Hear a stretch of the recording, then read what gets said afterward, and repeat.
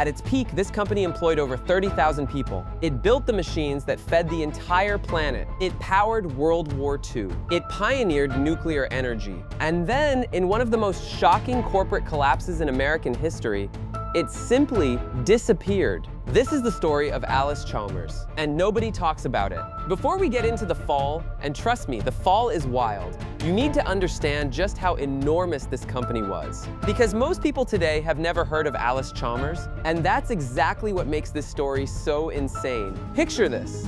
It's 1955, you're a farmer in Iowa. You wake up before dawn, climb onto your bright orange Allis Chalmers tractor, and you plow fields that help feed half of America. Your neighbor is running a flour mill powered by an Allis Chalmers turbine. Your city gets its electricity from a power plant built with Allis Chalmers generators. And somewhere across the country, the United States government is quietly using Allis Chalmers technology to build the world's first nuclear reactor. This wasn't just a company, this was infrastructure. This was America itself, painted orange. The company operated in over 500 industries. 500 industries. They made tractors, turbines, crushers, electric motors, mining equipment, industrial cranes, nuclear fuel cells, you name it. Allis Chalmers probably made it and made it better than anyone else. In Milwaukee, Wisconsin, where their main factory sat like a cathedral of industry, over 30,000 workers punched in every single day. That's the population of a small city, all working for one company, all wearing that iconic orange. So how does a company that powerful, that deeply woven into the fabric of American life, how does it just vanish? That's what we're going to find out. And I promise you, the answer is way more complicated, way more tragic, and way more human than you'd expect. But first, let's go back to the very beginning. It's 1847. Milwaukee, Wisconsin is basically a frontier town. Mud streets, wooden buildings, the smell of the Great Lakes in the air. And into this chaotic, booming city comes a man named Edward P. Allis. Now, here's the thing about Edward Allis. He wasn't an engineer. He wasn't a mechanic. He was a leather merchant who'd gone bankrupt. But he had something a lot of brilliant engineers don't have. He had vision. In 1861, right as the Civil War is erupting, Allis buys a failing iron foundry at a sheriff's auction. Just buys it. Cash. Done.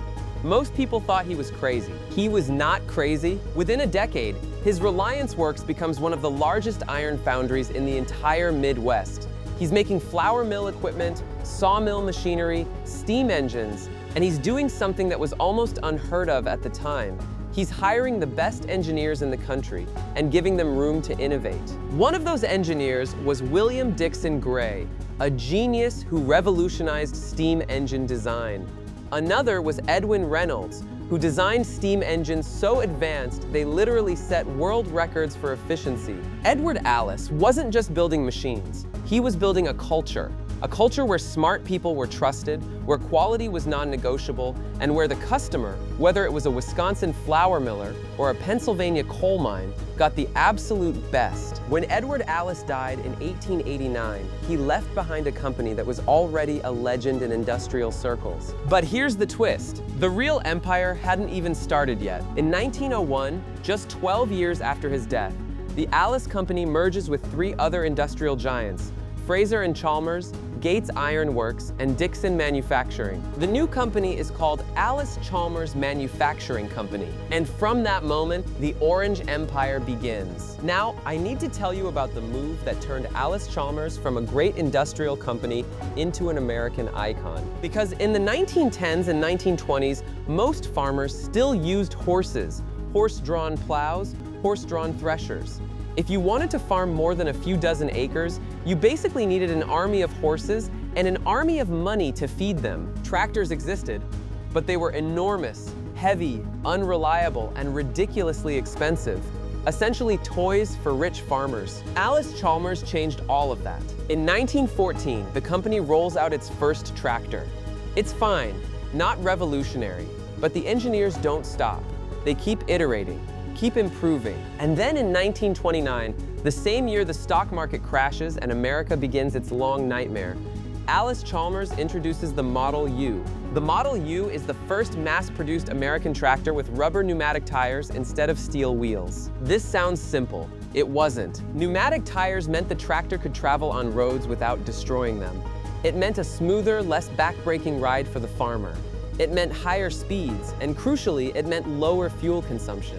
But here's the marketing genius stroke that made Allis Chalmers a household name on every farm in America. They hired racing drivers to race their tractors at county fairs. I'm not joking. The company literally hired professional racing drivers, including at one point Barney Oldfield, one of the most famous race car drivers in America, to race their tractors at fairs across the country. Farmers came from miles around to watch these races, and when they saw that sleek orange machine flying across the dirt track at 35 miles an hour, faster than any horse, faster than any other tractor they'd ever seen, the sales basically took care of themselves. One demonstration reportedly had 50,000 farmers watching. 50,000. That's not a marketing campaign, that's a movement. By the 1930s, Allis Chalmers had become the third largest tractor manufacturer in America, behind only John Deere and International Harvester.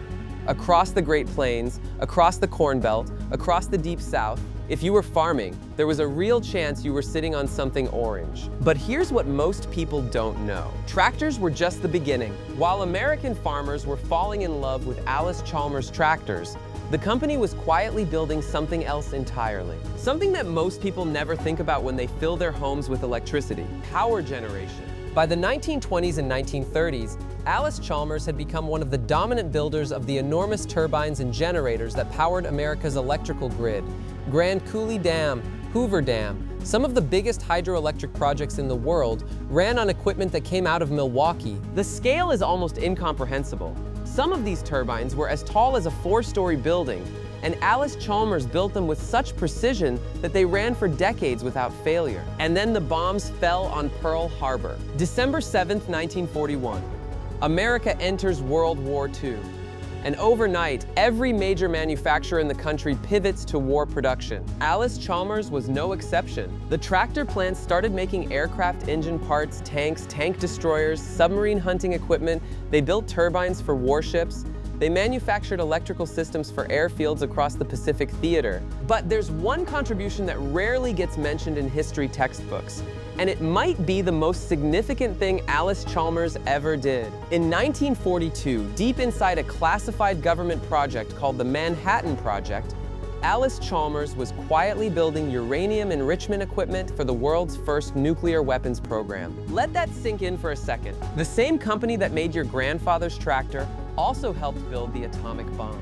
The Calitron machines that separated uranium isotopes at Oak Ridge, Tennessee, the machines that made the bomb possible, many of them were built by Allis Chalmers. After the war, the company's nuclear expertise kept growing.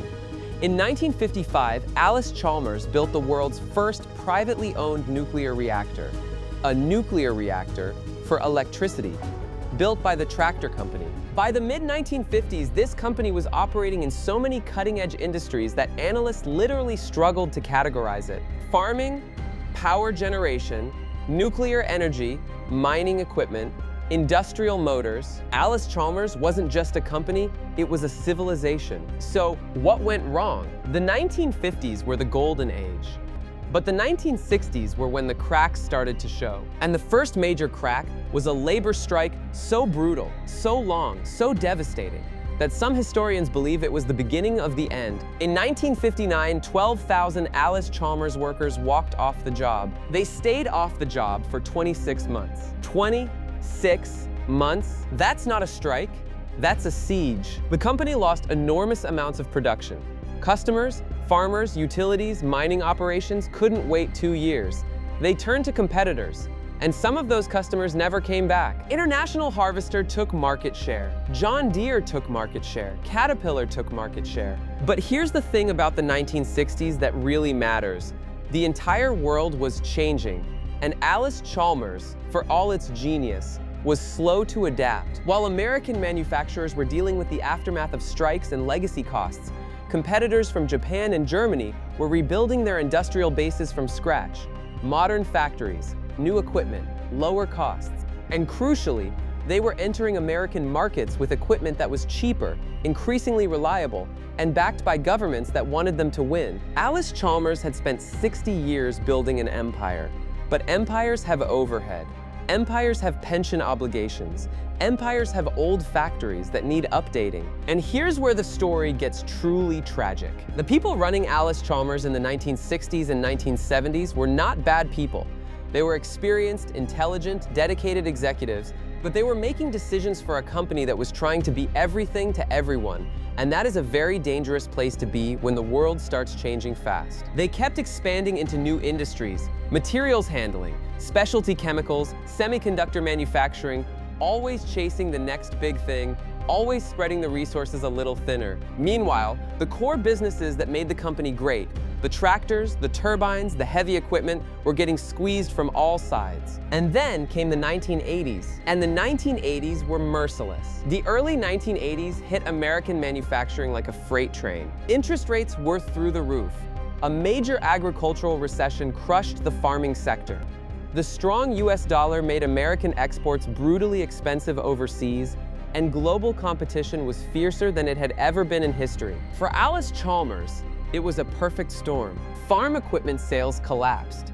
In 1984 alone, the company lost $270 million. $270 million in a single year. The board made the decision that no one wanted to make.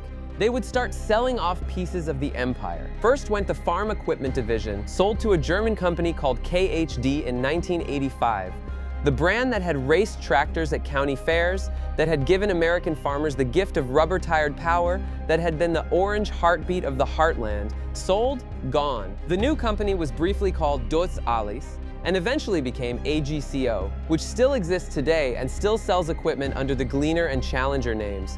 But the original Allis Chalmers identity was gone, and the pieces kept falling. The construction equipment division sold. The mining equipment operations sold or closed. The electrical motors division restructured. By the late 1980s, what remained of Allis Chalmers was a skeleton of a company, retreating from market after market, trying to find some stable ground. In 1987, the company renamed itself Harnischfeger Industries after a merger.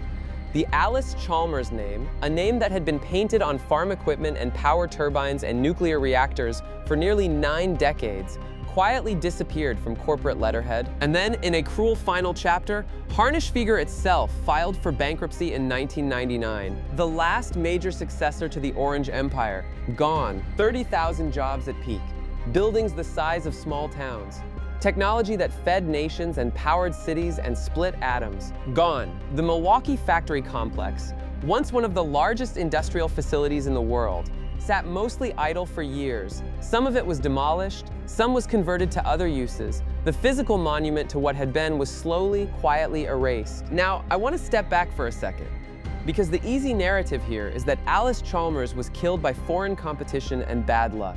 And that's partially true, but the full truth is more interesting and more instructive. There are really 3 reasons Allis Chalmers fell. The first reason, the diversification trap. Allis Chalmers was brilliant at building things, but in trying to build everything, they lost the laser focus that made them great.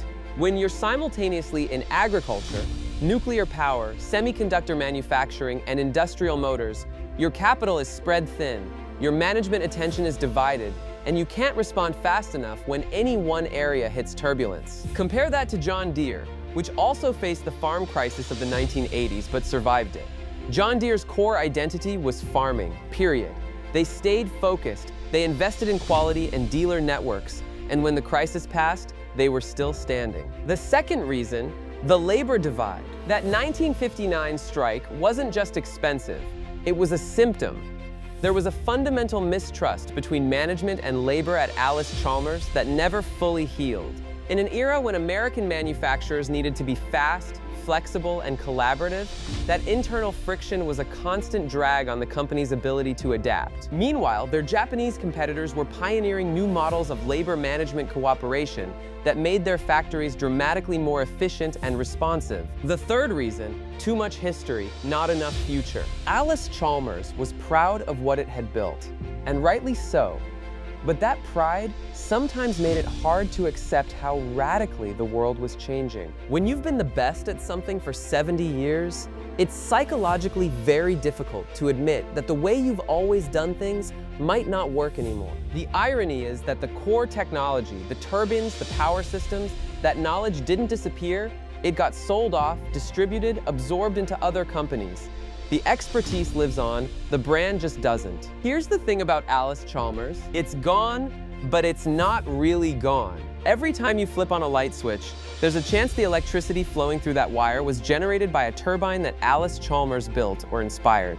The nuclear power industry that Allis Chalmers pioneered in the 1950s is still one of America's largest sources of clean electricity. The agricultural equipment market that the Orange Tractor empire helped build is now a multi-hundred-billion-dollar global industry. AGCO, the company that grew from the ashes of the AC Farm division, is one of the world's largest agricultural equipment manufacturers. And in barns and at farm shows and in collector garages across the American Midwest, there are still thousands of those gorgeous orange tractors, maintained, restored, loved. Because here's what's interesting about nostalgia. It doesn't care about balance sheets. It doesn't care about corporate mergers or labor disputes or global competition. Nostalgia cares about the feel of a machine that worked. The smell of diesel in the morning, the sight of a field turned over before a storm, the color orange on a hillside. For millions of American families, farming families, factory families, mining families, Allis Chalmers wasn't a corporation. It was part of the landscape of their lives. It was the machine their grandfather trusted. It was the sound of their town's economy humming. And when it went away, something went with it. I think about Allis Chalmers, and I think about how easy it is to assume that the things that seem permanent, the giants that shape our world, will always be there. They won't. Empires fall, industries shift, 30,000 jobs become zero. A name that was painted on machines that fed nations quietly fades from the collective memory. But that doesn't mean those stories should be forgotten. Because the story of Allis Chalmers, the rise, the golden age, the slow decline, the collapse, it's not just corporate history. It's American history. It's the story of what we built, what we were capable of, and what can happen when the world changes faster than even the greatest institutions can adapt. The Orange Empire is gone, but we just brought it back for 25 minutes. That counts for something. If you want to see more deep dives into the companies, technologies, and industries that shaped the world and then disappeared from memory, subscribe. This is exactly where that happens. And drop a comment telling me what company you think deserves this kind of investigation next.